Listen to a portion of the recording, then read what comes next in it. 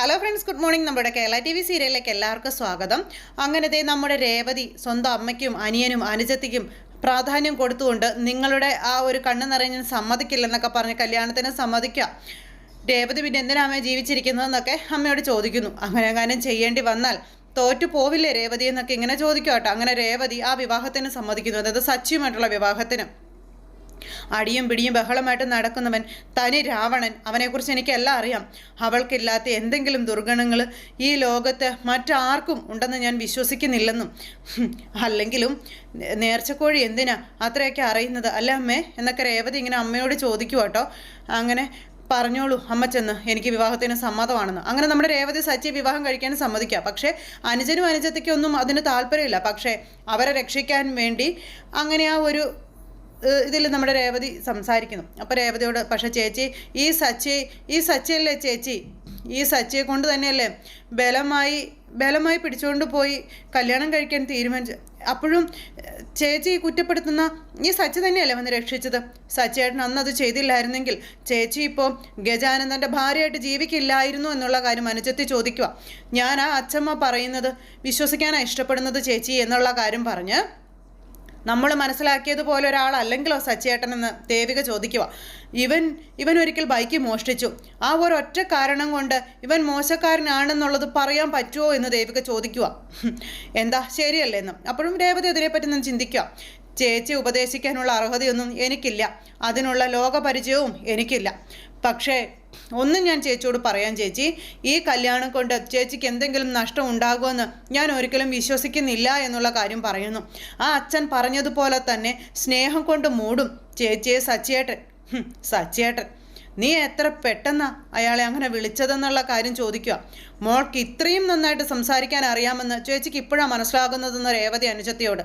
അതുകൊണ്ട് ചേച്ചിക്ക് തോന്നുന്നത് എന്താണെന്ന് അറിയോ, സന്തോഷമാണെന്നൊക്കെ രേവതി പറഞ്ഞു. ഞാൻ പോയാലും ഞാനില്ലാത്തതിൻ്റെ ശൂന്യത നമ്മുടെ കുടുംബത്തിലുണ്ടാകില്ല, അത് നിങ്ങൾ ആരും അനുഭവിക്കേണ്ടി വരില്ലെന്ന് എനിക്ക് മനസ്സിലായെന്ന് പറഞ്ഞു. അപ്പം ചേച്ചിയെ ഒഴിവാക്കുകയാണെന്ന് ഒരിക്കലും തോന്നരുതെന്ന് അനിയൻ പറഞ്ഞപ്പോൾ, അയ്യോ എന്നെ അങ്ങനെയാണോ നിങ്ങൾ മനസ്സിലാക്കിയിരിക്കുന്നതെന്ന് ചോദിച്ചു. നിങ്ങളെയൊക്കെ വിശ്വസിക്കാനാ ഈ ചേച്ചിക്ക് ഇഷ്ടമെന്നുള്ള കാര്യം രേവതി പറയാം. എനിക്കൊരു സങ്കടം വരുന്നത് നിങ്ങൾ ഒരിക്കലും സഹിക്കില്ലെന്ന് തന്നെയാണ് ഞാൻ ഇപ്പോഴും വിശ്വസിക്കുന്നതെന്നുള്ള കാര്യങ്ങളൊക്കെ നമ്മുടെ രേവതി പറയുന്നു. ചിലപ്പോൾ എൻ്റെ തോന്നലുകളായിരിക്കാം തെറ്റ്, അതങ്ങനെ ആവട്ടെ. ഇവള് പറഞ്ഞതും അമ്മ പറഞ്ഞതും പിന്നെ ആ അച്ഛനും അച്ഛമ്മയും ഒക്കെ പറഞ്ഞത് തന്നെയായിരിക്കാം ശരി, ഞാൻ അങ്ങനെയും വിശ്വസിക്കുന്നു, ഞാൻ വെറൊരു പൊട്ടി എന്നൊക്കെ പറഞ്ഞ രേവതി ഇങ്ങനെ നിന്ന് സ്വയം ആശ്വാസം കണ്ടെത്തുക. അപ്പോൾ എനിക്കൊരു വിഷമമില്ല, അമ്മ ധൈര്യമായിട്ട് ചെന്ന് പറഞ്ഞു എനിക്ക് കല്യാണത്തിന് സമ്മതമാണെന്ന് പറഞ്ഞോളാം പറഞ്ഞു. അപ്പോൾ ഇനി സച്ചിക്ക് കൂട്ട് രേവതിക്ക് കൂട്ട് സച്ചിയാണെന്നും പറഞ്ഞ് അങ്ങനെ രേവതി അമ്മയെ കെട്ടിപ്പിടിക്കുന്നു. പക്ഷെ ഉള്ളിലെ സങ്കടം മുഴുവൻ ഒതുക്കി പിടിച്ചുകൊണ്ടാണ് രേവതിയെ കല്യാണത്തിന് സമ്മതിക്കുന്നത്. അങ്ങനെ നമ്മുടെ രവിയേട്ടൻ അവിടെ വിഷമിച്ച് നിൽക്കുമ്പോൾ അതുപോലെ അച്ഛമ്മയും അങ്ങനെ അവിടെ തന്നെ നിൽപ്പുണ്ട്. അപ്പോഴേക്കും ലക്ഷ്മിയും മക്കളും അങ്ങോട്ടേക്ക് ചെന്നു. ഞങ്ങൾ പാവങ്ങളാണെന്നും നിത്യവൃത്തിക്ക് വേണ്ടി കഷ്ടപ്പെടുന്നവരാണെന്നൊക്കെ പറഞ്ഞുകൊണ്ട് ഇപ്പോൾ നിങ്ങൾ പറയുന്നത് അനുസരിക്കാതെ വേറെ വഴിയില്ല ഞങ്ങളുടെ മുന്നിലെന്നൊക്കെ പറഞ്ഞു. അതുകൊണ്ട് മാത്രമാണ് സമ്മതിക്കുന്നതെന്ന് പറഞ്ഞവർ ഈ വിവാഹത്തിന് സമ്മതം അറിയിച്ചു. അപ്പോൾ അത് കേട്ട് കഴിഞ്ഞപ്പോഴേക്കും ഇവർക്ക് സന്തോഷമായി. ഇപ്പോൾ രേവതിയെ എൻ്റെ മകൻ്റെ കൈകളിൽ ഏൽപ്പിച്ചു എന്ന് കരുതി ഒരിക്കലും നിങ്ങൾക്ക് സങ്കടപ്പെടേണ്ടി വരില്ലെന്ന്, അത് എൻ്റെ വാക്കാണെന്നും അദ്ദേഹം പറഞ്ഞു. അപ്പോൾ ഇനിയും വാക്കു പറഞ്ഞ് സ്വയം ചെറുതാകാൻ നോക്കണ്ട എന്ന് ലക്ഷ്മി പറയുവാണ് രവിയേട്ടനോട്. ഒരിക്കൽ ഇതുപോലെ വന്ന് വാക്കു പറഞ്ഞതിൻ്റെ പേരിൽ കണ്ണീരർപ്പിച്ചുകൊണ്ട് നിങ്ങൾ പറഞ്ഞത് മുഴുവൻ സമ്മതിച്ച് തല കുനിച്ച് നിന്നില്ലേന്ന് ചോദിച്ചു. എന്നിട്ട് എന്തായെന്ന് ചോദിച്ചു. ഇനിയും വാക്ക് പറഞ്ഞ് ചെറുതാവണ്ടെന്ന് പറഞ്ഞു. അപ്പോൾ ഒരമ്മയുടെ വിഷമം അത് എത്രത്തോളമാണെന്ന് എനിക്ക് മനസ്സിലാകും മോളേന്നും, എന്തൊക്കെ പറഞ്ഞ് ആശ്വസിപ്പിക്കാൻ നോക്കിയാലും നിൻ്റെ ഉള്ളിലെ സംശയങ്ങൾ പിന്നെയും ബാക്കിയായിരിക്കും നീ അച്ചമ്മയ്ക്ക് അറിയാം. മോളുടെ ഭാവിയെക്കുറിച്ച് ഓർത്ത് പേടിക്കുന്ന ഒരമ്മയുടെ ആദി അതായിട്ട് എനിക്കറിയാം, അതെനിക്ക് നിന്നിൽ കാണാനും കഴിയുന്നുണ്ടെന്ന് പറഞ്ഞു. വാക്കുകൾ കൊണ്ട് മാറ്റാൻ പറ്റുന്നതല്ല ഇതൊന്നും, പക്ഷേ പറഞ്ഞ് ആശ്വസിപ്പിക്കേണ്ടത് ഞങ്ങളുടെ ബാധ്യതയല്ലേ മോളെ, ഞങ്ങളത് ചെയ്യണ്ടേന്ന് അച്ചമ്മ ചോദിച്ചു. അതുകൊണ്ട് തന്നെ അച്ചമ്മ പറയുക, മരുമകളായിട്ടല്ല മകളായിട്ട് തന്നെയാണ് സച്ചിയുടെ ജീവിതത്തിലേക്ക് രേവതി വരാൻ പോകുന്നതെന്നുള്ള കാര്യങ്ങൾ അച്ചമ്മ പറയണു. അപ്പം അത് കേട്ടപ്പോൾ ഇവർക്ക് സന്തോഷമായി. അവൾക്ക് ഒരിക്കലും ഒരു സങ്കടങ്ങളും ഉണ്ടാവില്ല എന്നും അച്ചമ്മ വാക്ക് കൊടുക്കുന്നു ലക്ഷ്മിക്ക്. അങ്ങനെ ഇവർ തമ്മിൽ ആ ഒരു കാര്യമൊക്കെ സംസാരിച്ചു. അങ്ങനെ കൈ കൂപ്പി വീണ്ടും ലക്ഷ്മി ഇവരോട് യാചിച്ച് നിൽക്കുന്നു.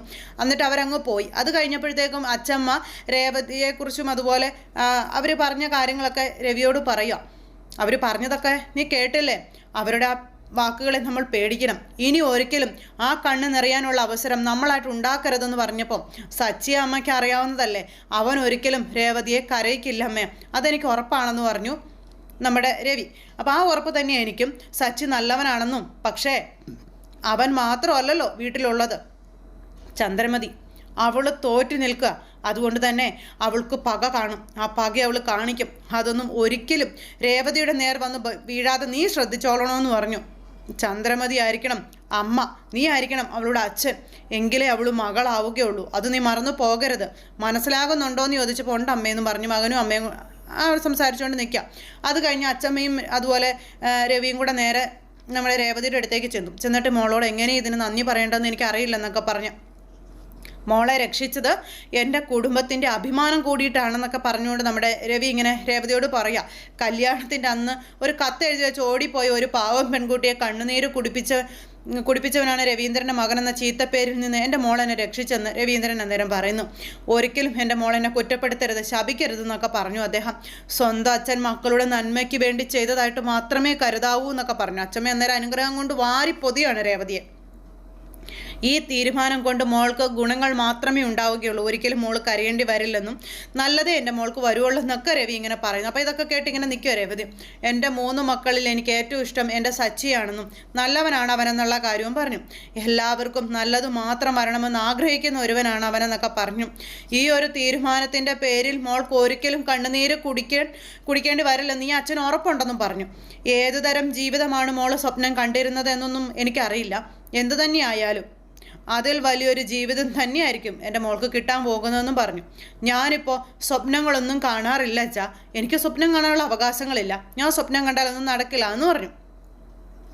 അപ്പോൾ നീ സ്വപ്നം കാണണം, കാരണം ഇവിടെ നിൽക്കുന്ന മറ്റുള്ളവരെക്കാളെല്ലാം യോഗ്യത നിനക്കാണ് മോളെ ഉള്ളതെന്ന് പറഞ്ഞു. രവീന്ദ്രൻ പറഞ്ഞത് ഒരച്ഛൻ്റെ വാക്കുകളാണെന്നും മോളത് വിശ്വസിക്കണമെന്നും പറഞ്ഞു. ഞാൻ ഇവൻ്റെ അമ്മയാ, എനിക്ക് കുറച്ചുകൂടി ജീവിതാനുഭവങ്ങളൊക്കെ കൂടും.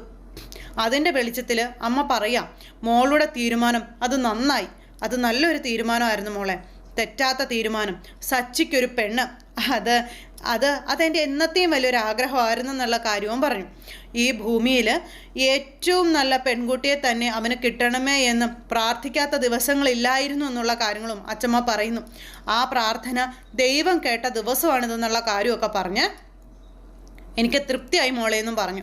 ഒരുപാട് സന്തോഷമായി. എനിക്കിനി മരിച്ചാലും സങ്കടമില്ലെന്ന് പറഞ്ഞു.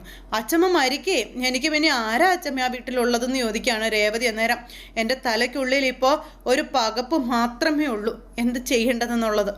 നിങ്ങൾ പറയുന്നതാണോ ശരി, അതോ എൻ്റെ ഉള്ളിൽ തോന്നുന്ന തോന്നലുകളാണോ ശരി, ഇതൊന്നും എനിക്ക് അറിയില്ലെന്നൊക്കെ പറഞ്ഞ് അങ്ങനെ പറയണു. അപ്പം അതൊക്കെ കേട്ടപ്പോൾ എൻ്റെ അറിവുകേടുകളിൽ ശരിയുത്തരങ്ങൾ പറഞ്ഞു തരാൻ, എനിക്ക് നേർവഴി കാണിച്ചു തരാൻ സ്നേഹത്തിൻ്റെ നിറകുടമായിട്ട് എന്നും ഉണ്ടാവണം എൻ്റെ മുത്തശ്ശി, എൻ്റെ അച്ചമ്മ എൻ്റെ കൂടെ, ഞാനത് പ്രതീക്ഷിക്കുമെന്നൊക്കെ പറഞ്ഞു. അങ്ങനെ കഴുത്തിൽ കിടന്ന ഒരു മാല വരെ അച്ചമ്മ ഊരി നമ്മുടെ രേവതിക്ക് സമ്മാനമായിട്ട് കൊടുക്കുന്നു.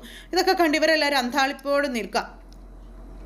അപ്പോൾ ഈ മാല ഇതെന്നും എൻ്റെ മോളുടെ കഴുത്തിലുണ്ടാവണം. ഒരിക്കൽ എൻ്റെ മോളുടെ മക്കൾ ചോദിക്കും ഈ മാല അമ്മയ്ക്ക് ആര് തന്നതാണെന്ന്.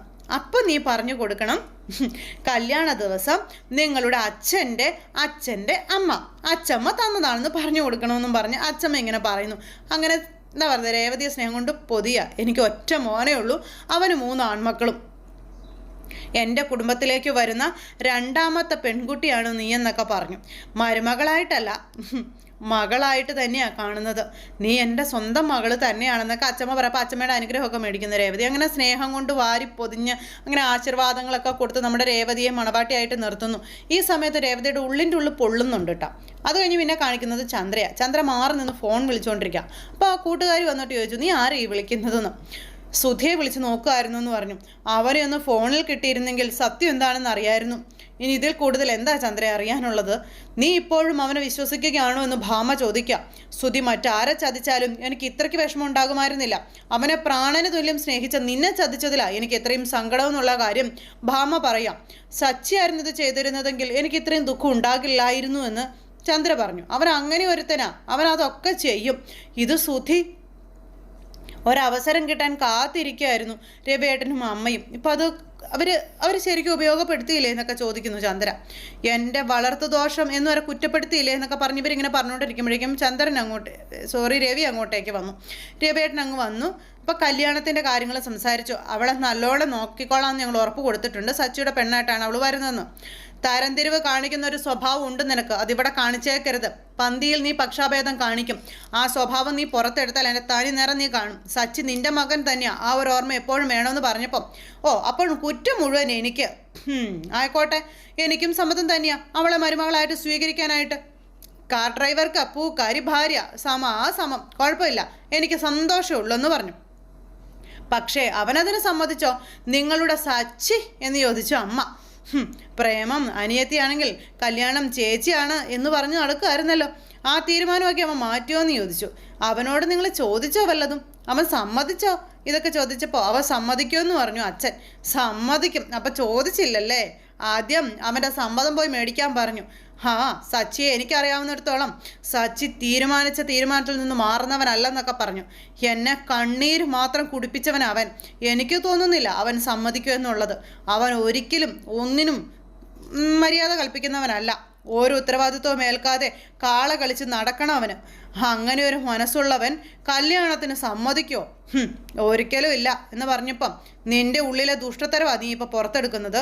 സച്ചിക്ക് ഒരു നന്മയും ഉണ്ടാകരുതെന്ന് തന്നെയാണ് നീ ഇപ്പോഴും ആഗ്രഹിക്കുന്നതെന്ന് എനിക്ക് അറിയാമെന്ന് പറഞ്ഞു നമ്മുടെ രവിയേട്ടൻ. അപ്പോൾ ചന്ദ്രൻ, നീ ഒരു അമ്മയാ, നിന്റെ തന്നെ ശരീരത്തിൻ്റെ ഭാഗമാണ് സച്ചി, നീ അത് മറന്നു പോകരുത്. നീ വളർത്തി വലുതാക്കി നിന്റെ മകൻ പൊടിയും തട്ടി സ്ഥലം വിട്ടപ്പോൾ എന്നെ രക്ഷിക്കാൻ വന്നവനാ എൻ്റെ മകൻ സച്ചി. ഞാൻ പറഞ്ഞാൽ അവൻ അനുസരിക്കും. ആ ഉറപ്പില്ല, ആ വിശ്വാസത്തിൽ തന്നെയാണ് ഞാൻ അവർക്ക് വാക്ക് കൊടുത്തതെന്ന് രവിയേട്ടൻ പറയാം. നിശ്ചയിച്ച മുഹൂർത്തത്തിൽ തന്നെ സച്ചിയും രേവതിയുമായിട്ടുള്ള കല്യാണം നടന്നിരിക്കും, നീ നോക്കിക്കോളാൻ പറഞ്ഞു.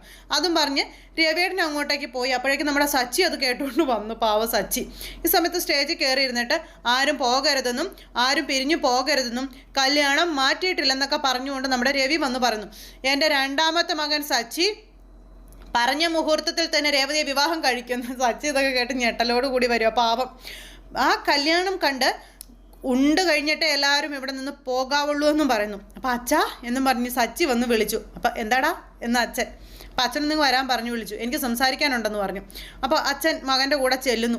അച്ഛനെ നേരത്തേക്കും പേടിയായി, ഇനിയിപ്പോൾ മകൻ സമ്മതിക്കാതെ എങ്ങാനും വരുമെന്ന്. അപ്പോൾ നാട്ടുകാർ മുഴുവൻ അടക്കം പറച്ചിലും തുടങ്ങി അവിടെ ഇരുന്ന് അതും ഇതൊക്കെ. അപ്പോൾ അങ്ങനെ അവരങ്ങ് പോയി കഴിഞ്ഞപ്പോഴത്തേക്കും ചന്ദ്ര പറയാ, എനിക്കറിയാം അവൻ്റെ മനസ്സ്, അവൻ ഒരിക്കലും സമ്മതിക്കില്ല. കിട്ടുന്ന കാശിന് മുഴുവൻ കുടിച്ച് കൂത്താടി നടക്കുന്ന അവൻ പെണ്ണ് കെട്ടാനോ ഒരിക്കലും ഇല്ലെന്ന് പറയണ ചന്ദ്ര. സുധിയെ മനസ്സിലാക്കുന്നതിൽ എനിക്ക് തെറ്റി, പക്ഷേ സച്ചിയെ മനസ്സിലാക്കുന്നതിൽ എനിക്ക് തെറ്റിയിട്ടില്ല, തെറ്റുകയില്ലെന്നും പറഞ്ഞുകൊണ്ടായി ചന്ദ്ര. അവൻ്റെ നാവിൽ നിന്ന് തന്നെ കല്യാണം വേണ്ട എന്ന് പറയുന്നത് ഞാൻ കേൾക്കുമെന്നും പറഞ്ഞുകൊണ്ട് ചന്ദ്ര ഇങ്ങനെ നിൽക്കുക. അങ്ങനെ ചന്ദ്ര ആ ധൈര്യത്തിൽ നിൽക്കുമ്പോൾ അച്ഛൻ മകൻ്റെ അടുത്തേക്ക് ചെന്നു. എന്താ നിനക്ക് എന്നോട് പറയാനുള്ളത് എന്നും ചോദിച്ചു. അപ്പോഴേക്ക് സച്ചി ഇങ്ങനെ ആകെ വല്ലാതിരിക്കുക. നിൻ്റെ അമ്മ പറയുക നീ കല്യാണത്തിന് സമ്മതിക്കില്ല എന്ന്. എൻ്റെ മോനല്ലേ നീ, ഞാൻ നാണം കെടുന്ന ഒരവസ്ഥ വന്നു കഴിഞ്ഞാൽ അതിൽ നിന്നും എന്നെ രക്ഷിക്കാൻ ബാധ്യതപ്പെട്ടവനല്ലേ നീ എന്ന് ചോദിച്ചു രവിയേട്ടൻ. ആ ധൈര്യത്തിലാ സച്ചി ഞാൻ ഈ കല്യാണം ഉറപ്പിച്ചതെന്ന് അച്ഛൻ പറഞ്ഞു. ഇത് കേട്ടപ്പോഴും സച്ചി ഒന്നും മിണ്ടുന്നില്ല. പാവം സച്ചി അങ്ങോട്ടും ഇങ്ങോട്ടും നടക്കുക. അപ്പം മോനെ നീ സമ്മതിക്കില്ലേടാന്ന് ചോദിച്ചു. നിശ്ചയിച്ച മുഹൂർത്തത്തിൽ തന്നെ ഈ കല്യാണം നടക്കണമെന്നും അച്ഛൻ മകനോട് പറയപ്പോഴേക്കും അച്ഛമ്മയും വന്നു കേട്ടോ. സച്ചി അന്നേരം ഒന്നും മിണ്ടാതെ ഇങ്ങനെ നിൽക്കുക. അപ്പം ഇല്ല അച്ഛാ, ഈ കല്യാണം നടക്കില്ലെന്നും എനിക്ക് സമ്മതമല്ല എന്നും സച്ചി അച്ഛനോട് പറയുന്നു. ഇത് കേട്ട അച്ഛമ്മയും അച്ഛനും ഞെട്ടലോട് കൂടി നിൽക്കുന്നിടത്ത് ഇന്നത്തെ കഥ അവസാനിച്ചു. അപ്പോൾ രേവതി കല്യാണത്തിന് സമ്മതിച്ചപ്പോൾ നമ്മുടെ സച്ചി പറഞ്ഞ വാക്കുകൾ കേട്ട് നടുങ്ങി നിൽക്കുക എല്ലാവരും. അപ്പോൾ അത്തരത്തിലുള്ളൊരു വിശേഷങ്ങളൊക്കെ ആയിട്ട് സൂപ്പർ ഹിറ്റ് കഥയുമായിട്ട് ബാക്കി കഥകൾ നമുക്ക് നാളെ കാണാം. അപ്പോൾ എല്ലാവർക്കും നല്ലൊരു ദിവസം ആശംസയോടെ നിർത്തുന്നു. താങ്ക്